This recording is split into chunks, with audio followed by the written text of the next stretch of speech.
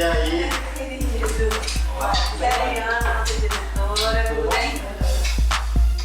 Muitas Clarices, outras tantas Marias, um pouco de moralismo e um cineasta visionário.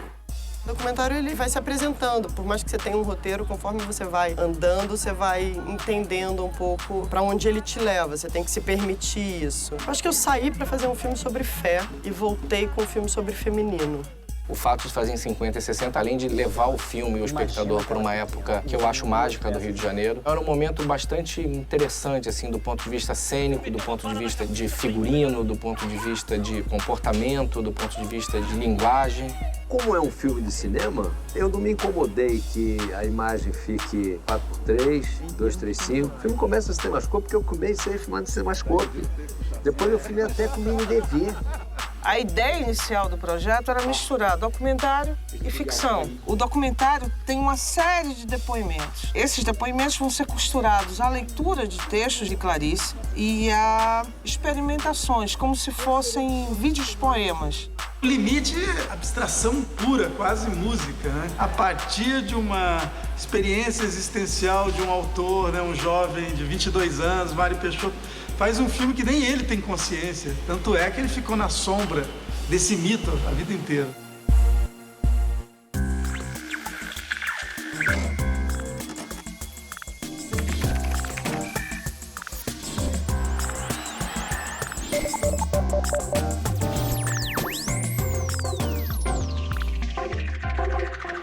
Clarice Lispector é uma das mais importantes vozes da literatura brasileira e a sua obra é reconhecida por seu complexo universo psicológico.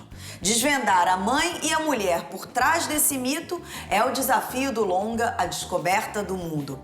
O filme constrói um ensaio poético e faz a ponte entre Rio de Janeiro e Pernambuco, onde Clarice passou a infância. Atores e escritores leem seus textos e convidam o público a seguir junto nessa jornada.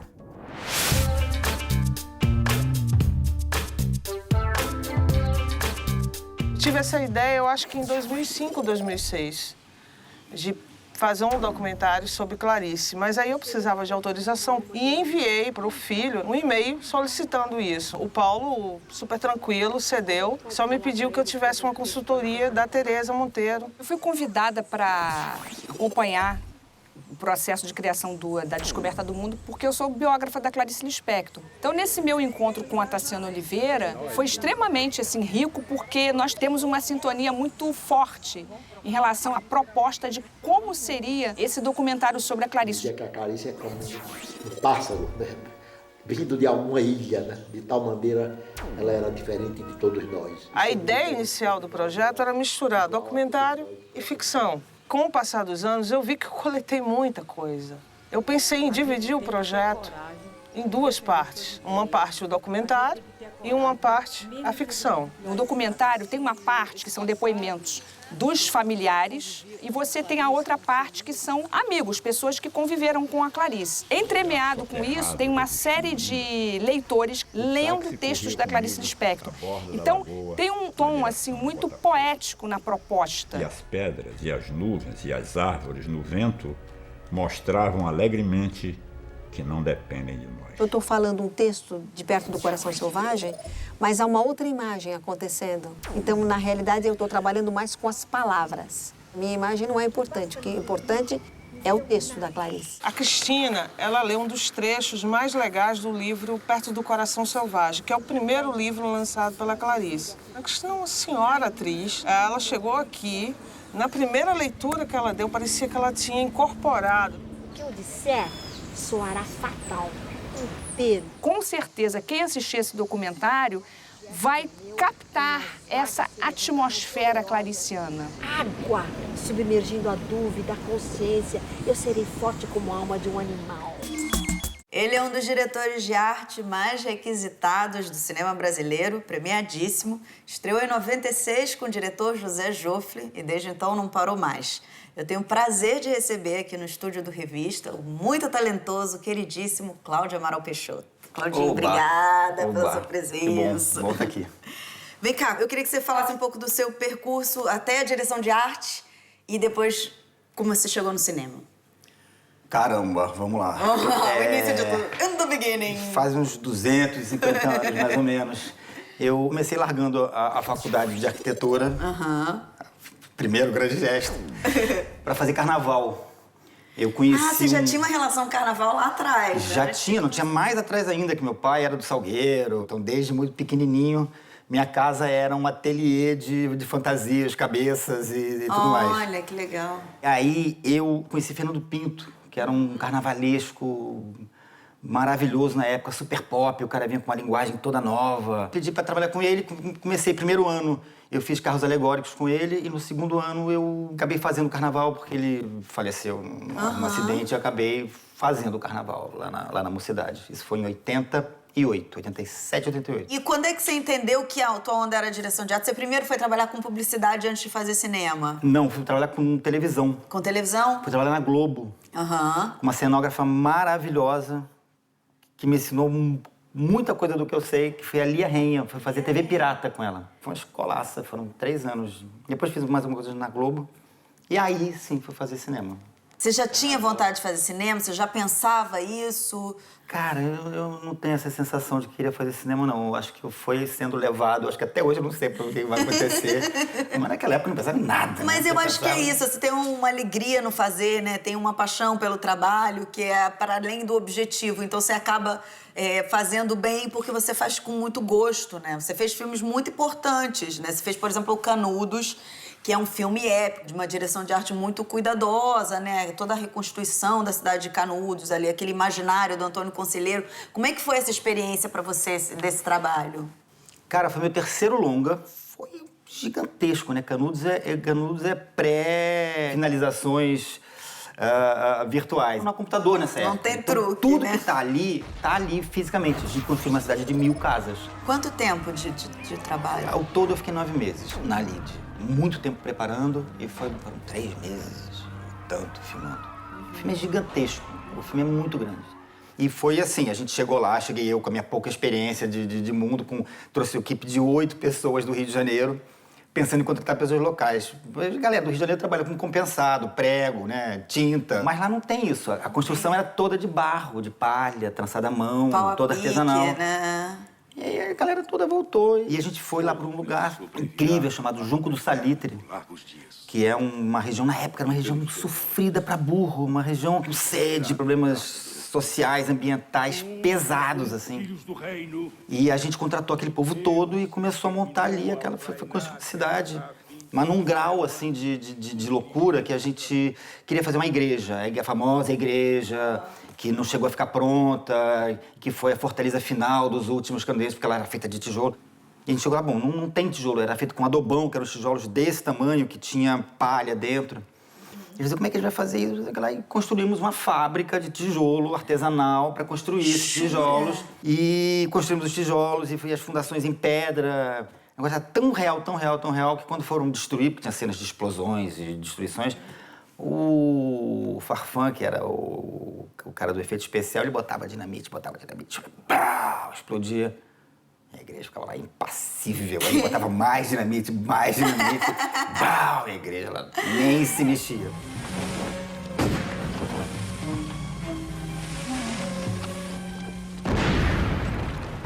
Uma sala de cinema em ruínas no interior da Paraíba é o cenário inicial do 7º documentário de Walter Carvalho. A ideia de um longa-metragem sobre cinema mexia com a cabeça do cineasta há muito tempo.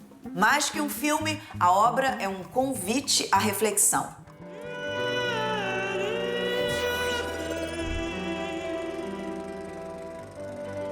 Pense bem no final. Antes de tudo, no final. O filme é uma reflexão da construção do cinema, do ponto de vista do plano, do tempo e do espaço, a partir de depoimentos de alguns cineastas com quem eu trabalhei e alguns cineastas de fora do Brasil, com quem eu nunca trabalhei, mas por alguma razão de interesse meu pessoal, eu escolhi eles. I w tym sensie reżyser jest samotny, ponieważ robi coś, co odkrywa w sobie przeczucie tego, co widownia chce zobaczyć. O que me interessa é encontrar pontos de diálogos entre essas pessoas que não existiu, porque elas nunca estiveram juntas. A sensação que dá é que um respondeu para o outro, através de mim. A gente tem que tentar o cinema do equilíbrio. Não, que equilíbrio? Eu odeio equilíbrio. O filme, ele abre um leque de discussão maior do que eu queria, porque eu queria me ficar mais preso à questão do plano. Mas é muito difícil você falar só do plano, porque quando você faz as 3 perguntas básicas, para que serve o cinema, por que você faz cinema e como o plano conquista o lugar dele no filme. Esse jogo é um jogo complicado, é uma panela fervendo de assuntos, mas um assunto está mirando o outro. Isso eu tento fazer de uma maneira muito sutil, usando a montagem dos próprios planos que eu fiz sem ser entrevista e dos planos que eu usei dos outros filmes.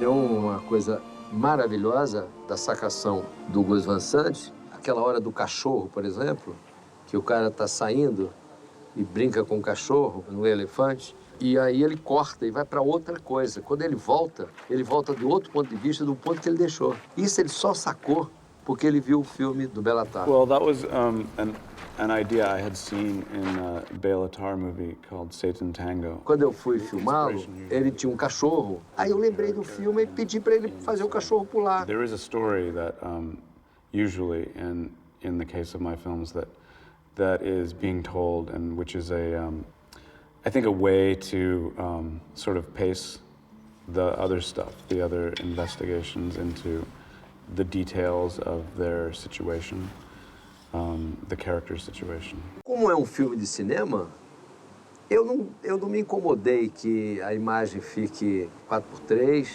que fique 2:3:5. O filme começa em cinemascope porque eu comecei filmando em cinemascope. Depois eu filmei até com mini DV. O finalizador falou que isso não vai dar certo, você vai ficar com... Eu falei, não, vai dar, vai. Se não der certo é porque tá certo. O não certo é que eu quero.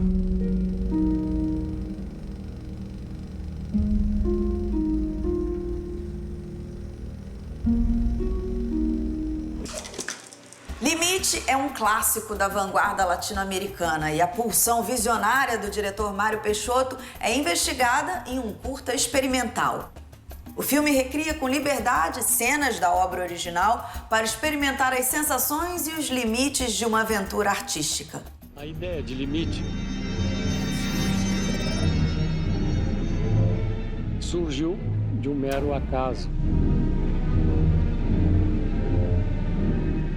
Eu estava em Paris, passando na frente de uma banca de jornais. Mar de Fogo, na verdade, ele vem já em chamas há muito tempo, né? Eu, quando vi a cópia restaurada de Limite na Cinemateca de Curitiba, assim que eu me formei, eu levei um susto, né? Porque eu nunca tinha visto um filme essencialmente poético. Eu decidi, assim que eu terminei o curso, procurar o diretor. Eu achei aquilo uma coisa do outro mundo e fui atrás do Mário Peixoto, que ainda estava vivo. Ele me recebeu super bem e a gente acabou se tornando amigo.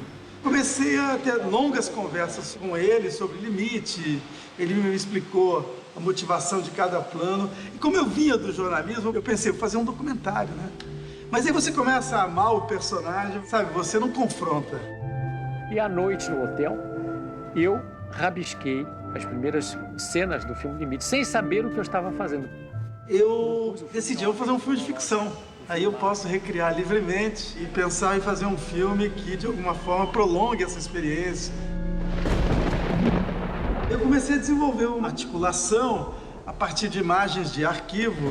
Então é o Mário Peixoto narrando a visão que ele teve e que o motivou a fazer Limite. E o que é interessante é como ele fez uma ponta como ator no Limite. Então a gente transformou ele na montagem como ator da sua própria história. Entendeu? Então ele entra narrando, ele interpreta. A câmera, que também é uma personagem, vai para ele penetrar num dos globos oculares. Eu chamo filme ensaio, que borra essa fronteira, né? É ficção, é documentário. Ele tem procedimentos muito livres, né? Na hora da concepção. Então gera uma polêmica. Tem gente que acha que não é um documentário. Eu acho que, antes de tudo, é um filme.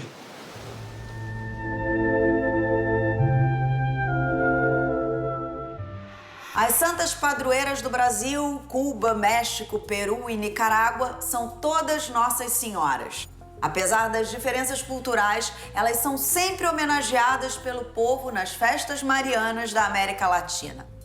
Mas a figura de Maria ultrapassa o sentido religioso, como mostra esse documentário singular na sua jornada pelo feminino.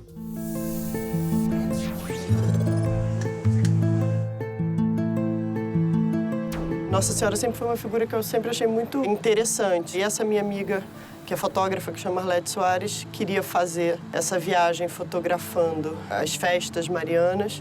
E eu falei para ela, então eu vou filmar. E eu comecei a desenvolver o que seria o documentário. E aí eu tinha um prêmio, um PAC, um adicional de renda. Eu falei, eu vou experimentar a Aparecida. Vou lá filmar a festa. E quando eu fui lá, o projeto se formatou um pouco, assim, essa coisa de procurar mulheres que se chamam Marias, que têm algum tipo de história com Nossa Senhora. E a gente começou a viajar. Fui para Cuba, Peru, México e Nicarágua. A Virgem sempre foi sincretizada como chumbo. Acho que eu saí para fazer um filme sobre fé e voltei com um filme sobre feminino. No início, a minha ideia era um pouco discutir a questão da fé acima da religião. Mas quando você começa a entender um pouco mais a questão de Nossa Senhora, você começa a entender de que é uma adoração não à mãe de Jesus, mas é uma adoração à mãe, à figura feminina da mãe, né? Então, ela é uma substituta. Você chega no Peru, ela de certa forma substituiu a Pachamama. Você chega no México, ela substituiu Tonantzin. No fundo, os países latino-americanos, eles são países matriarcais, que você tem uma figura feminina muito forte. Por consequência disso, a figura de Nossa Senhora, de Maria, ela acaba sendo uma figura muito forte também.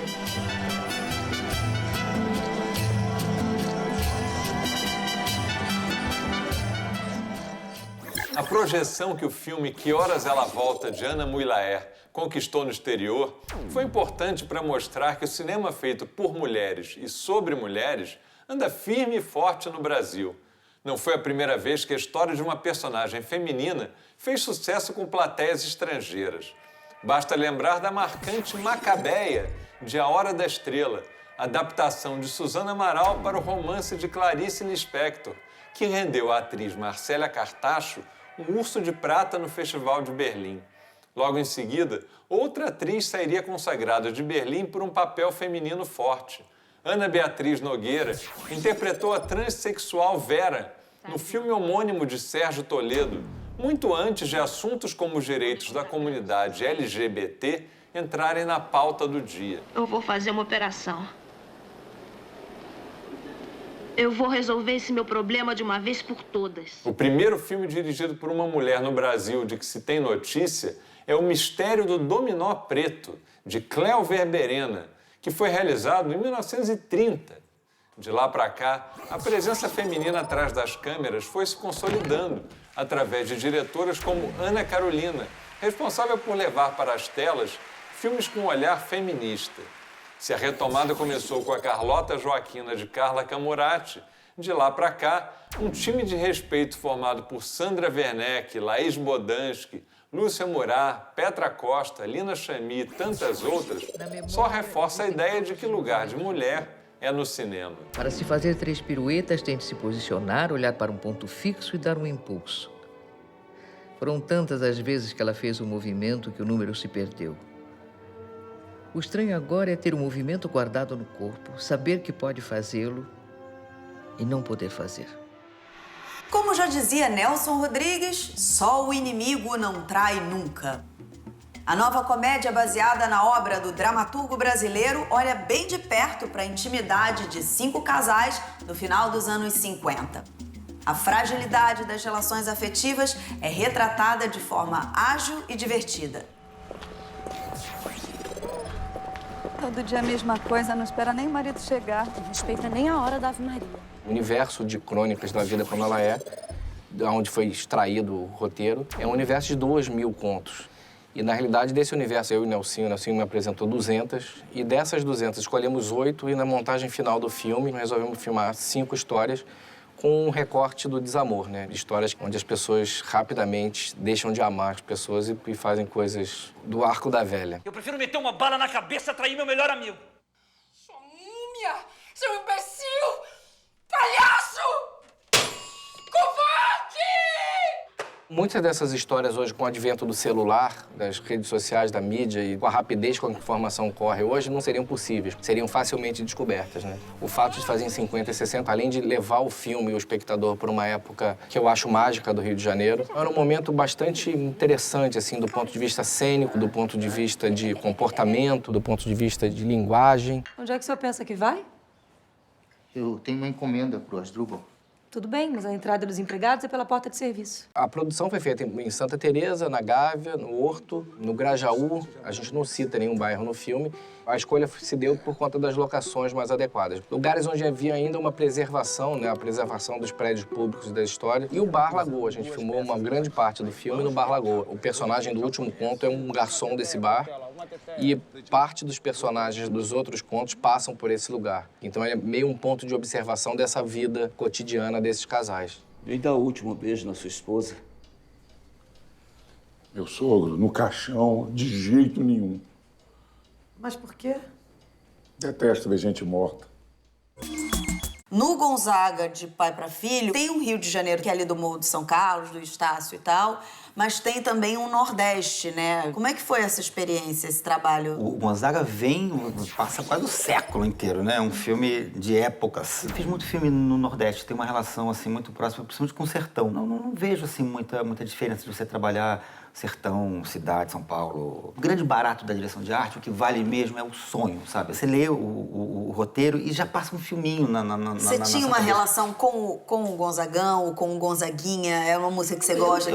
Total, sou né? tarado pelo sertão, assim. Vivo, vou pra lá, viajo pra lá.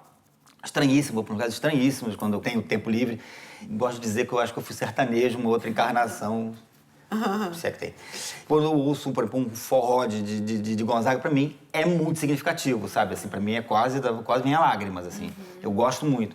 Então, fazer o Gonzaga, primeiro, foi um trabalho afetivamente incrível, e depois é esse universo do sertão visto por quem realmente tem essa ligação prazer, com o lugar, né? Eu acho que trazem mais elementos. Com certeza. Traz mais riqueza. E como é que na direção de arte você elege os objetos, assim, que devem estar mais em evidência ou não? Para mim, assim, do jeito que eu trabalho, para mim, a direção de arte, ela é mais anterior, né? Ela começa no roteiro do filme. E você lê, e você conversa com o diretor, e você vai descobrir qual é a estética do filme. Né? O Palhaço, por exemplo. Né? O Palhaço é um filme que tem um cuidado, assim, bastante grande. Mas o Palhaço, por exemplo, era a história de uma família de circo, né? E a direção de arte é muito pontual nesse filme, é verdade. É muito personagem, toda né? a história do filme, a gente construiu um circo, que a textura do circo é a textura da pele. Eu dizia que era um elefante, que por fora era a pele de um elefante e dentro era tudo vermelho, como se fosse um organismo, como se fosse esse organismo orgânico, não organismo, essa coisa orgânica da família, né? Que às vezes é pesada, que às vezes é... Né? E todo esse universo que eles vão com o circo é super louco, é super fantasioso, é super... Então tinha esse tom da mágica, de não ser realista, de não ser temporal, né? Beleza, mas como? Matou. Matou quem? Mas é coisa de burro. Facada. Quando ele sai, ele resolve procurar a identidade dele, que ele vai pra cidade. Tudo é absolutamente cinza, geométrico, frio, estranho, sabe? É um outro mundo. Então, esse partido que acaba norteando o filme todo, né? Esse partido de arte que acaba ajudando a nortear como é que a gente vai fazer, como é que a gente vai tratar o filme. Nesse caso desse filme, ele é o primeiro passo da arte, né?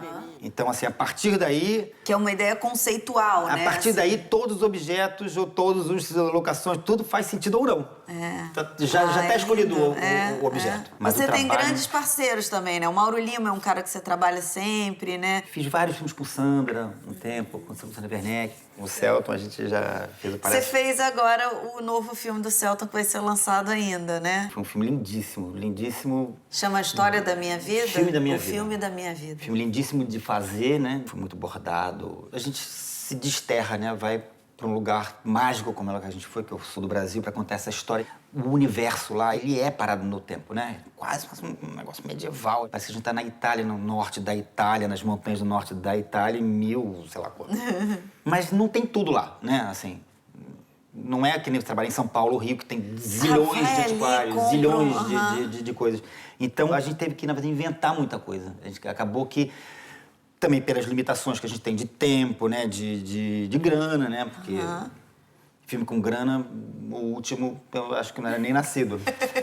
E aí, a gente teve que inventar tudo mesmo. Então, assim, vamos fazer um paninho. Então, pega o paninho, envelhece o paninho, tinge o paninho, borda o paninho, bota um detalhezinho, faz o furinho no paninho. Agora, a xicrinha, não sei o que lá, quebra a asinha da xicrinha. Que barato. Eu acho uma delícia. Trabalho de delicadezas, né? De delicadezas. Então tá, Claudinho, obrigada pela sua presença. Obrigado Adorei a você, ser aqui. bem. Obrigadíssimo. Pode sempre. Prazerzão. Bom, se vocês quiserem ver a entrevista na íntegra, entre no site revistadocinemabrasileiro.com.br. Eu deixo vocês com mais um filme de micrometragem. Até mais!